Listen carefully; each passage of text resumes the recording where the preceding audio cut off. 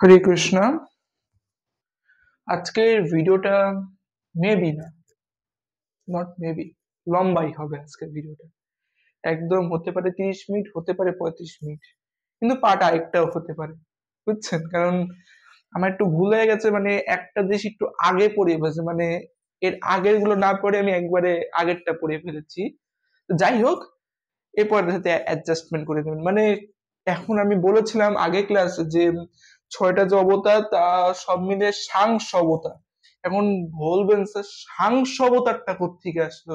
সেই সাংস অবতারের ইতিহাস আজকে দেখাবো আপনাদের।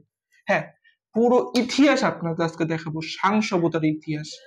তো খাতা কলম অবশ্যই রাখেন আজকে ক্লাসে, খাতা কলম অবশ্যই ক্লাসে রাখেন। সাংস অবতার কি কি বলেছি, সাংস অবতার কত প্রকার কি কি, মানে কোত্থেকেই সাংস অবতার আসলো ভগবানের, বিস্তারিত বলবো। আট ঘাট বেঁধে বসেন, মনোযোগ হারাবেন না, জাস্ট মনোযোগ সরলেই দুর্ঘটনা ঘটে যাবে, আপনি কিছু বুঝবেন না। তো যাই হোক, আমি বইতে, এই যে বই আমার কাছে আছে, বইটা কেউ পড়বে না, কারণ বইটা কারো কেনার মতো সামর্থ্য নাই থাকতে পারে। তো সেই জন্য আমি বইটা নিজে পড়ে বুঝেছি, বুঝার পরে কিন্তু আপনাদের বুঝাতে এসেছি, আমি কিন্তু না পড়ে কিন্তু বুঝাতে আসছিনি। তো ঠিক আছে, এখানে বলছে চৈতামৃতে কৃষ্ণদাস কবিরাজ গোস্বামীর মতে ভগবানের স্বরূপ এক, কিন্তু ভগবানের এক, যদিও এক, কিন্তু ভগবান প্রথমে 3টি রূপ প্রকাশ করেন। ডায়াগ্রাম আঁকবো, ঠিক আছে? ভগবান আগে দেখি, এই পুরো জিনিসটাই বুঝতে হবে, কারণ অনেক বড় ডায়াগ্রাম হবে জিনিসটা। এটা বড় একটা ডায়াগ্রাম হবে, জিনিসটা খুব সহজ জিনিস, বুঝা দিলে অবশ্যই বুঝবেন।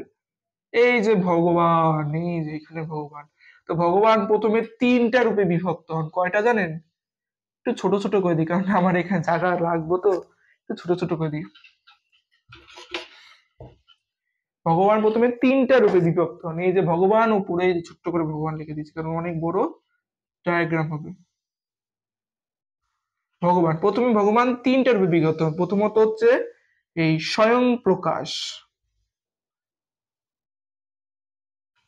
স্বয়ং। হ্যাঁ, এখন একটা যে বলে রাখি, এটা আপনার এক্সট্রা বলতেছি, এই যে যদি সংস্কৃত শব্দে যদি ম থাকে, তাহলে সেটা পরিবর্তিত হয়ে যাবে অনেশ্বরে, তাহলে এখানে অনেশ্বর হবে।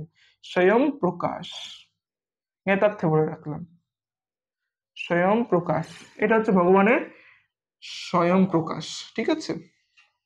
যেহেতু উচ্চতর একটু ক্লাস করছি, উচ্চতর ম্যাথের মতন উচ্চতর ক্লাস করছি, না সরি, স্বয়ং প্রকাশ না, স্বয়ং রূপ।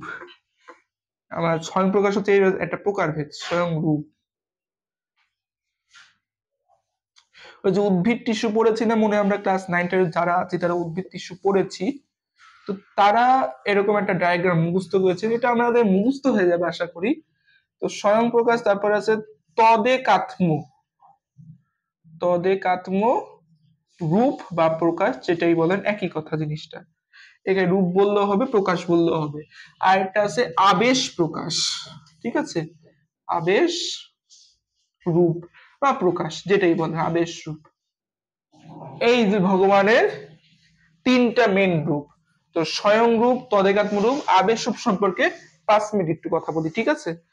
স্বয়ং রূপটা কি যে রূপে, একটু বই দেখে দেখি বলি, কারণ আমি বই দেখে বললে আপনি কিছু বুঝাতে পারবো, বইয়ের সংজ্ঞাটা আমার সংজ্ঞা মনে নেই অত ভালো করে। তো যে রূপ অন্য রূপের অপেক্ষা করে না, সেই স্বতঃস্ফীত স্বতঃসিদ্ধ রূপকে বলা হয় স্বয়ং রূপ। যেরকম বোঝে বালক, গোপবালক রূপ হচ্ছে স্বয়ং রূপ। কি বলছে? যে রূপ অন্য রূপের অপেক্ষা করে না, যে রূপ অন্য রূপে অপেক্ষা করে না, মানে কি? ওই একাই 100, এটাই বুঝাচ্ছে। যে রূপ অন্য রূপে অপেক্ষা করে মানে কি, ও একাই 100, এটাই হচ্ছে ভগবানের স্বয়ং রূপ, যেটা একাই 100 সেটা হচ্ছে স্বয়ং রূপ, ঠিক আছে? সহজভাবে বলতেছি কিন্তু। যেরকম ব্রজে গোপবালক আছে, ব্রজে গোপবালক কি? স্বয়ং, কারণ ব্রজে গোপবালক কি? ভগবানের সাথে সরাসরি সম্পর্ক যুক্ত, এবং তারা যা বলবে ভগবান সেটাই করবেন, এবং এটা কিছু, মানে যে রূপ অন্য রূপে অপেক্ষা করতেছে, মানে বোঝে গোপবালকের রূপ কিন্তু অন্য কারোর, মানে অন্য কোন রূপের জন্য অপেক্ষা করতেছে না, এরকম কিছুটা বোঝাতে চাচ্ছে। তো এর সংজ্ঞাটা বলতে হবে কি, যেরকম যে রূপ অন্য রূপের জন্য অপেক্ষা করে না, সেটাকে বলে কি? আহ এই যে এরপর এগুলো বিষয়গুলো বললে আর একটু ভালো করে বুঝবেন। স্বয়ং রূপটা বুঝলাম কি, যে রূপ অন্য রূপের অপেক্ষা করে না তাকে বলে কি, তাই সেই স্বতঃসিদ্ধ রূপকে বলা হয় স্বয়ং রূপ। আচ্ছা, তদেকাত্ম রূপ, যে রূপ স্বয়ং রূপের সাথে এক রূপে প্রকাশিত, মানে এক রূপে প্রকাশ পায় কিন্তু আকার আকৃতি চেঞ্জ, পুরো চেঞ্জ না কিন্তু আকার আকৃতি চেঞ্জ, কিন্তু রূপের সাথেই প্রকাশ পায়, তাদেরকে বলে তদেকাত্ম রূপ। আর আবেশ রূপটা কি জানেন?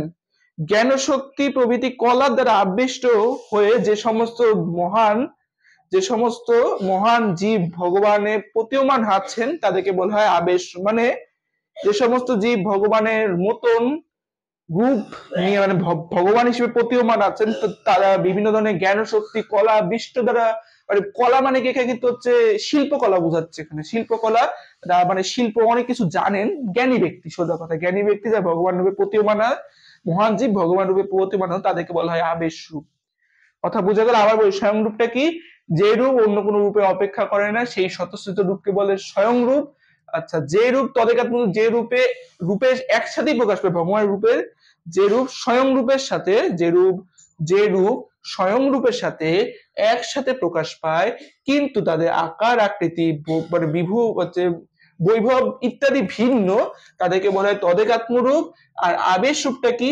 যেসব জ্ঞানী গুণী ব্যক্তি মহান জীব ভগবান হিসেবে প্রতীয়মান আছেন তাদেরকে ভগবানের আবেশ রূপ বলা হয়। ঠিক আছে, কথা ক্লিয়ার? এরপর আরেকটা, এই স্বয়ং রূপকে যে বললাম না, এরপর একটু পড়ালে আশা করি বুঝবেন। কি রে, কালি শেষ হয়ে গেল মার্কারের। স্বয়ং রূপ, এই যে স্বয়ং রূপকে আবার দুই ভাগে ভাগ করা হয়েছে। কি কি জানেন? স্বয়ং রূপকে আবার দুই ভাগে ভাগ করা হয়েছে, কি জানেন? আপনি তো জানবেন কি করে, আমি তো পড়াচ্ছি, জানবেন কি করে? তো স্যার একটু বলে, তো স্বয়ং রূপ, স্বয়ং প্রকাশ, এটাও স্বয়ং রূপ ওটাও স্বয়ং রূপ, কাহিনী বুঝলাম না, না নামটা কি দিয়েছে কিন্তু সংজ্ঞাটাতে কিন্তু ভিন্ন। ঠিক আছে, স্বয়ং রূপ, এটা হচ্ছে স্বয়ং প্রকাশ।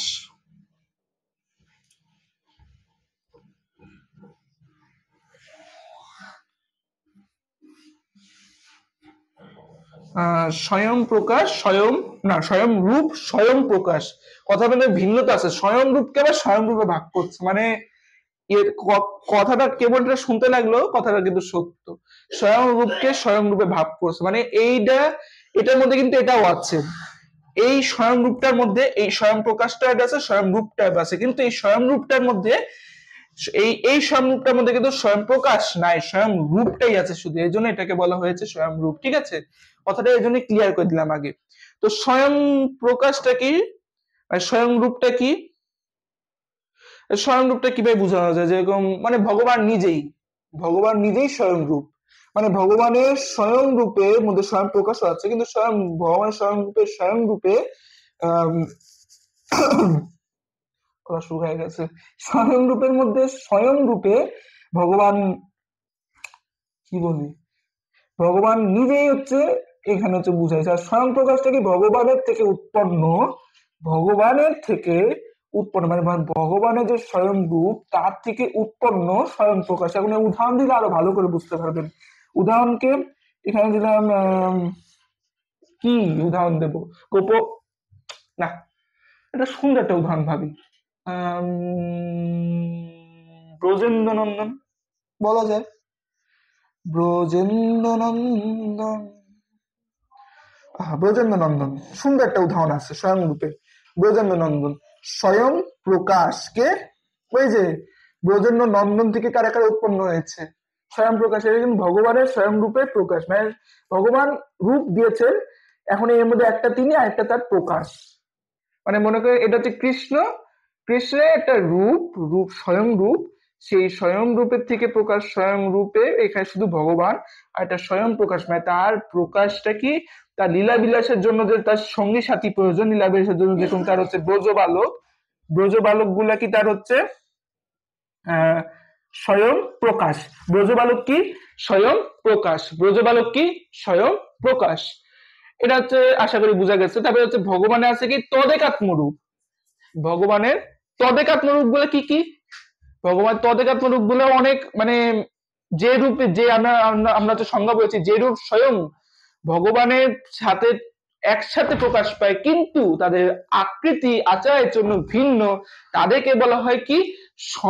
তদেকাত্ম রূপ অবতার, তদেকাত্ম রূপ বলা হয়। এখন এই তদেকাত্ম রূপেরই কিন্তু ভাগ আছে দুইটা, সেটা কি কি? আহ অনেক কথা বলে ফেলেছি। দুইটা ভাগ আছে, কি জানিস? সাংস, এই তো পেয়ে গেছি, সাংস। আরেকটা আছে, সাংসর সাথে আরেকটা আছে কি? বিলাস প্রকাশ।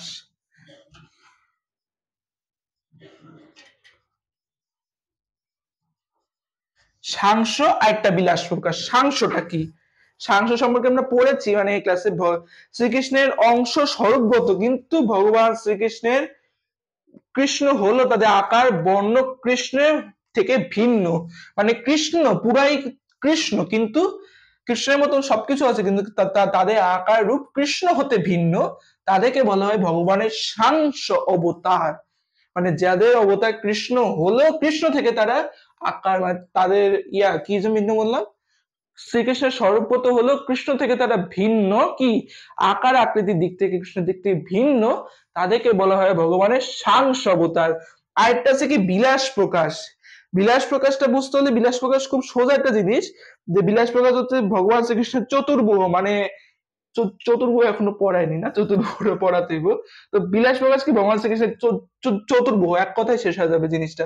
চতুর্ভুজ অনেক বড় হয়, প্রথম চতুর্ভুজ, দ্বিতীয় চতুর্ভুজ, তারপরে খারদেশের বিষয়, ত্রয়োদশের বিষয়, আস্তে আস্তে চতুর্ভুজ আসবে, ঠিক আছে না? কথা ঠিক আছে? প্রথম চতুর্ভুজ, দ্বিতীয় চতুর্ভুজ, ঠিক আছে? এটা কিন্তু অনেক ডিপে যাচ্ছে, আস্তে আস্তে অনেক ডিপে চলে গেছি আমি, অনেকটা ডিপে গেছি। তো বিলাস প্রকাশটা কি? এটা পুরাটা চতুর্ভুজ, ভগবানের চতুর্ভুজ। ভগবানের প্রথম প্রকাশ বহলা মহানাম থেকে প্রথম চতুর্ভুজ, হ্যাঁ প্রথম চতুর্ভুজের যে সংকর্ষণ থেকে হয়েছে দ্বিতীয় চতুর্ভুজ, মানে বলরাম, তারপর মনে হয়েছে এরকম কিছু একটা, আমার মনে নেই। আমি একটা ছবি দেখ, আমার কাছে একটা ছবি আছে, সে ছবির লিঙ্ক আমি হচ্ছে পরের ক্লাসে ডেসক্রিপশন বক্সে দিয়ে দেবো না, আপনি পরের ক্লাসে আমি হচ্ছে চতুর্ভুজ বুঝাই দেবো না, ঠিক আছে? তারপরে আছে আবেশ রূপ।